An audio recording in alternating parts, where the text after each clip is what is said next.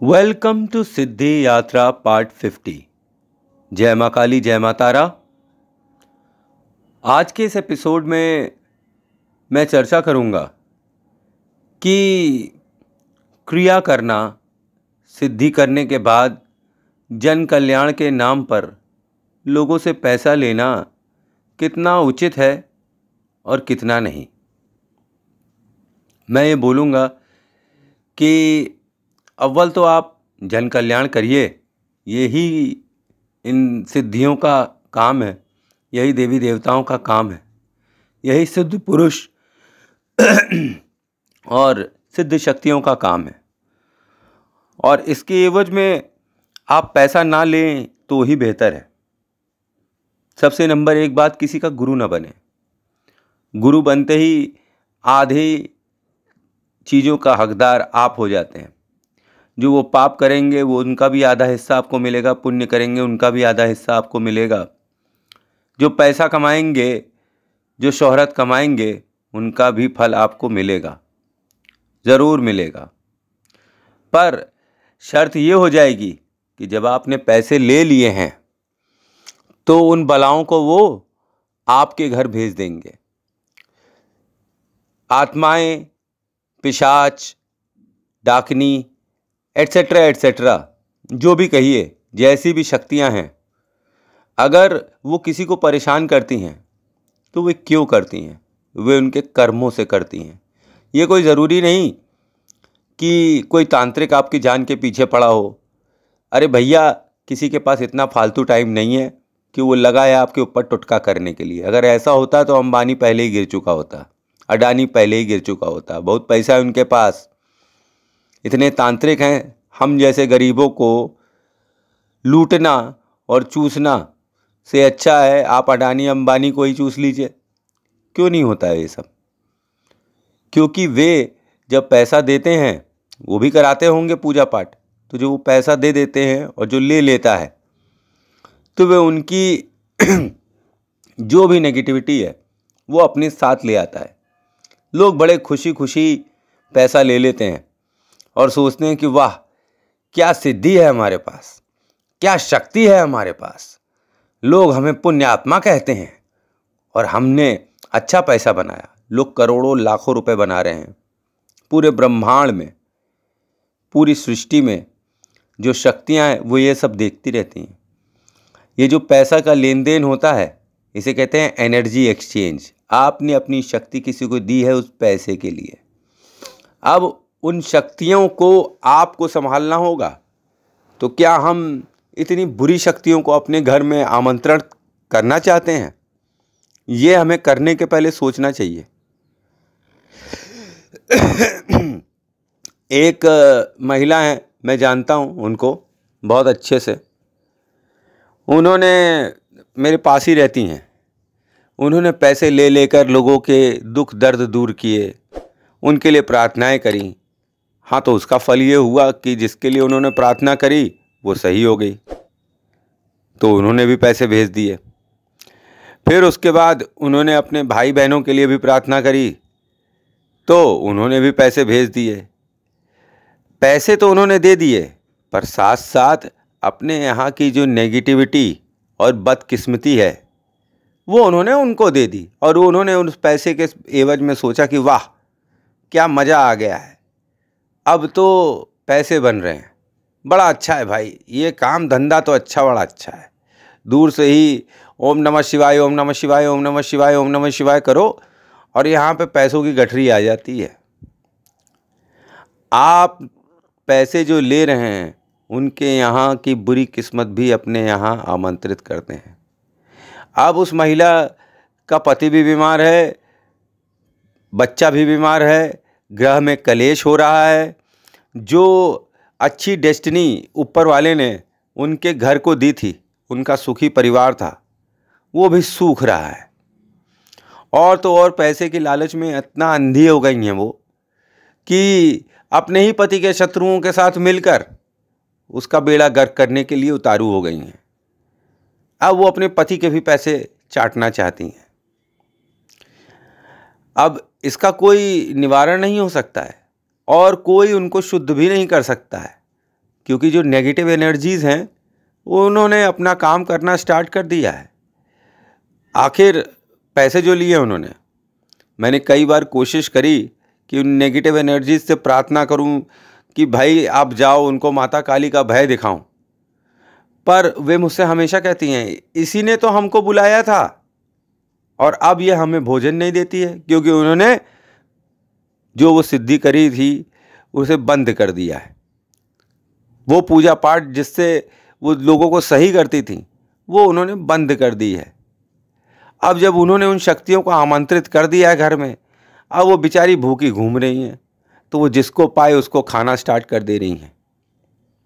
तो इस चीज़ का बहुत ध्यान रखना है कि अगर हम पैसा ले रहे हैं तो कम से कम हमें पूजा पाठ जारी रखनी चाहिए उन शक्तियों की जिनके बलबूते पे हमने सामने वालों की डेस्टिनी को सही कर दिया, उनका फॉर्चून सही कर दिया, उनके रोग सही कर दिए। आपने पैसा ले लिया है तो इसका ये मतलब नहीं अब हमारा काम ख़त्म हो गया, वाह भाई वाह, अब हम आगे चल रहे हैं, कोई फ़र्क नहीं पड़ता। तो ये नाटकबाजी करने से शक्तियाँ जो हैं बहुत नाराज़ हो जाती हैं कि हमको इसने अपने घर में बुलाया, फिर उसके बाद दूसरों को सही कराया और सही कराने के बाद हमें आमंत्रण दिया, हमने इसके मंत्रों का, इसकी शक्तियों का, इसके जाप का भोग किया और अचानक से इसने सब बंद कर दिया। तो अब हम इसके बच्चे को खाएंगे, इसके पति को खाएंगे, इसके पूरे घर को खाएंगे और सबसे मुख्य बात इसकी किस्मत को खा जाएंगे। तो पैसा लेना कितना उचित है ये आप समझ लीजिए। मैं तो ये हमेशा कहता हूँ कि आप मंदिर में जाइए तो कुछ अपनी इच्छा से, स्वेच्छा से दान कर दीजिए। दान करने का क्या अर्थ है? आपको बजरंगबली से मान लीजिए बड़ा प्रेम है, तो आप बजरंगबली के भक्त हैं, आप जब उनके मंदिर जाते हैं तो देखते हैं लोग आते जाते हैं, धूल मिट्टी सब अंदर घुसता रहता है, तो उसे कौन साफ़ करेगा? वहाँ की मेंटेनेंस कौन करेगा? अगर आप सांसारिक बंधनों में नहीं जुड़े होते, नहीं फंसे होते, तो आप झाड़ू लेके बजरंगबली का मंदिर ना साफ़ करते? अपने दिल पर हाथ रख कर बताइए, करते ना? तो ये आप उस नहीं कर सकते, तो आप उस बेचारे पंडे को पैसा दे रहे हैं कि भाई ये पैसा ले ले और मेरे बजरंगबली का मंदिर साफ़ करवाता है। इससे बजरंगबली का मंदिर भी साफ़ हो जाता है और उस बेचारे पंडे का घर भी चल जाता है। पर पंडे का घर चलता है तब तक जब तक वो बदमाशी नहीं करता है। मान लीजिए उसका घर चलने के लिए 10 रुपये चाहिए और मंदिर साफ़ करने के लिए 10 रुपये चाहिए। अब 20 रुपये लेने की जगह वो पंडा आपसे 50 रुपये ले रहा है। क्यों? ताकि वो अमीर हो जाए, बड़ी गाड़ियों में चले, उसके भगत बन जाएं और फिर पता नहीं क्या क्या हो जाए। मेंटेनेंस में उसने 10 खर्चा कर दिया और परिवार के ऊपर वो 40 खर्चा कर रहा है। अब वह तो अमीर हो जाएगा पर आप जरूर गरीब हो जाएंगे दिन प्रतिदिन। और ऐसे लोगों का प्रचार प्रसार खूब होता है। वो बोलते हैं कि हमारे पास ये सिद्धि है, वो सिद्धि है। आप जरा सा ध्यान से देखिए, वो अमीर हो गया है और आप गरीब हो गए हैं, जबकि वो एक निर्धन ब्राह्मण था, निर्धन पंडित था, पुरोहित था। उसको अमीर करने में किसका हाथ हो गया है? भक्तों का हाथ हो गया है। अब भक्त ज़रूरत से ज़्यादा उसको दे रहे हैं और वो ज़रूरत से ज़्यादा ले रहा है। तो जब ज़रूरत से ज़्यादा वो ले रहा है तो ये ना सोचिए कि ज़रूरत से ज़्यादा आपके पाप वो अपने सिर पर ले रहा है। वो उतने ही 10 रुपये के पाप ले रहा है, बल्कि 40 रुपये जो उसने एक्स्ट्रा ले लिए हैं आपसे या 30 रुपये एक्स्ट्रा ले लिए हैं आपसे, वो अपने पाप कर आपके घर में भेज दे रहा है। क्योंकि टेक्निकली तो वो आपका गुरु भाई, गुरु हो गया है। गुरु भाई नहीं, गुरु हो गया है। इसीलिए मैं कहता हूं लोगों से कि आप किसी के गुरु मत बनिए। आपके आशीर्वाद से कोई सही हो जाता है तो खुश रहिए। वो अपनी स्वेच्छा से जो दे देता है, आप अपने मुंह से मत मांगिए। उसको जो देना होगा वो देगा, नहीं देना होगा नहीं देगा। दोनों ही प्रकरण में आप अगर सुखी रहेंगे तो ईश्वर आपके सिर पर हाथ बनाए रखेगा और यकीन मानिए आपके परिवार की हमेशा रक्षा करता रहेगा। पर जिस दिन आपने सोचा कि इसका इतना भला किया और साले ने एक 100 रुपये का नोट निकाल कर नहीं दिया, कितना कंजूस है ये, तो 100 रुपये के उस नोट की इच्छा रखने से आपके घर में 200 रुपये की दवाई जरूर आएगी। ये बात ध्यान रखिए आप। क्योंकि आप पाप के भागीदार बन गए हैं। आप बार बार माया के पीछे भाग रहे हैं। आप डिसाइड कर लीजिए कि आपको माया के पीछे भागना है कि अपने ईश्वर, अपने इष्ट के पीछे भागना है। जो लोग माया से परे रहते हैं, काम क्रोध मोह माया, वे ही साधु बनते हैं, उन्हें ही मुक्ति का द्वार मिलता है। हम मंदिर जाते हैं, भिखारियों की तरह मांगने लगते हैं, हमको 5 करोड़ दे दो, हमको बड़ा बंगला दे दो, हमको फॉरेन ट्रिप ले जाओ, हम लाइफ की सब लग्जरीज दे दो, हम 5 किलो लड्डू चढ़ाएंगे।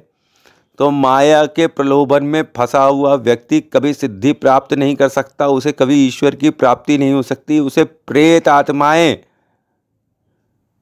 दुष्ट आत्माएं आशीष देने लगती हैं, क्योंकि फिर वे उसके घर में भोग करती हैं। कैसे भोग करती हैं?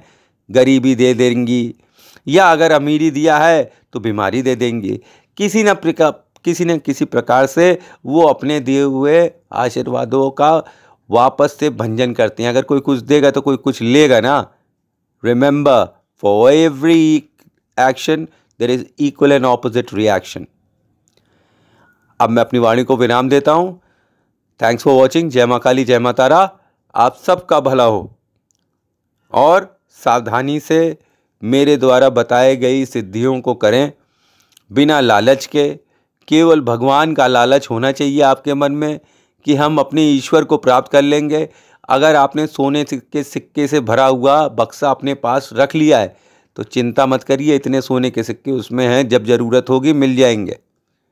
लेकिन सोने के सिक्के के पीछे जाएंगे तो बक्सा नहीं मिलेगा, एक सिक्का मिलेगा, वो भी व्यर्थ हो जाएगा। फिर बोलता हूँ, जय मां काली, जय मां तारा। सावधान रहें, सुरक्षित रहें और आनंद से भरा जीवन जिएं। जय माता काली की।